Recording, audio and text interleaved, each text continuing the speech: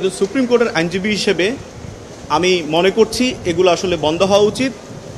এবং যেহেতু নাটক, বাংলাদেশের নাটক শিল্প খুবই প্রসিদ্ধ, পরিবারের সবাই মিলে দেখার মতো বিনোদনের একটি মাধ্যম বলা যায়। পরিবারের সবাইকে নিয়ে আমরা দেখি।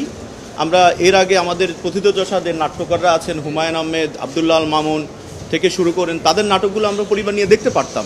কিন্তু আমাদের এই নাটকগুলো আমরা দেখতে পারি না, কারণ অশালীন ডায়লগ নিয়ে আঞ্চলিক যে ভাষাগুলো, সেটি কিন্তু আমাদের ভাষার অলংকার, কিন্তু আঞ্চলিকতার মধ্যেও কিছু গালি আছে, সেগুলোকে তুলে আনার তো কোনো মানে হয় না।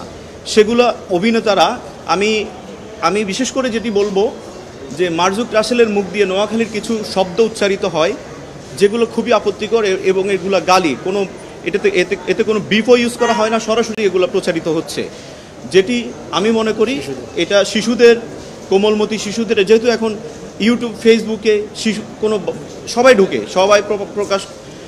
সবাই সেখানে প্রবেশ করে এবং কন্টেন্টগুলো দেখে।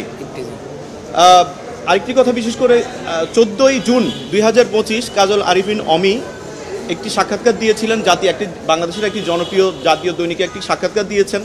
সেখানে তিনি বলেছেন, ব্যাচেলর পয়েন্ট আমি আগে বানাতাম বিশ্ববিদ্যালয়ের ছাত্রছাত্রীদের জন্য, কিন্তু বর্তমানে ব্যাচেলর পয়েন্ট আমি বানাই সবার জন্য, বাচ্চা থেকে মুরব্বী সবাই ব্যাচেলর পয়েন্ট দেখেন। আমি কোট আনকোট আমি ওনার সাক্ষাৎকারে এই কথাটা বলছি। তো উনি যদি এই কথাটা বলে থাকেন, তাহলে আপনারা দেখবেন ব্যাচেলর পয়েন্টের যে ডায়লগগুলো, সংলাপগুলো, এগুলো কি বাচ্চাদের জন্য উপযোগী? ব্যাচেলর তো আমরাও ছিলাম, আমরাও মেসেজ ছিলাম, আমরা কি এই শব্দগুলো ইউজ করতাম? নারীদের প্রতি অবজ্ঞাসুলভ শব্দ ইউজ করা হয়, এবং ব্যাচেলরদের মধ্যে বিশেষ করে এমন শব্দ উচ্চারিত হয় মাদকের ব্যাপারে, যেটি বাচ্চাদেরকে মাদকের প্রতি আগ্রহ বাড়াবে। সুতরাং আমি আমার দায়িত্ববোধ থেকে, এবং যেহেতু এই সংলাপগুলো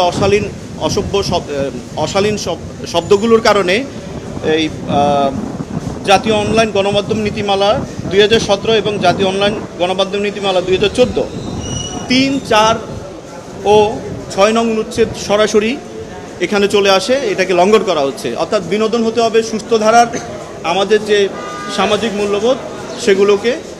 আমি এই আইনি নোটিশের মাধ্যমে আমি ওনাদেরকে যেটা বলতে চাচ্ছি সেটি হচ্ছে, কাজল আরিফিন অমি এবং আমি আরও অভিনেতা মারজুক রাসেল, সাইদুর রহমান পাবেল, জিয়াউল হক পলাশ, শিমুল শর্মা, আমি ওনাদেরও লিগ্যাল নোটিশ দিয়েছি। আমি তাদের কাছে যেটা বলতে চাচ্ছি, কাজল আরিফিন অমি বলেছেন যে এই নাটকটি সিজন 5 আরও 120 পর্ব পর্যন্ত প্রচারিত হবে। 120 পর্ব, মাত্র 108 পর্ব, 1 থেকে 8 পর্ব প্রচারিত হয়েছে। আমি এই আইনি নোটিশের মাধ্যমে আমি ওনাকে সময় দিয়েছি, 7 দিনের সময় দিয়েছি, যে আপনি অবশ্যই এই অশালীন সংলাপগুলো আপনি প্রত্যাহার করে নেবেন, ওখান থেকে এই ক্লিপগুলো সরিয়ে নেবেন, এবং ভবিষ্যতে বাকি পর্বগুলো প্রচারের ক্ষেত্রে আপনি অবশ্যই এই বিষয়গুলো মাথায় রাখবেন, এবং অনলাইন নীতিমালাগুলো বা আইন কানুনের প্রতি আপনি শ্রদ্ধাশীল থাকবেন। না হলে আমি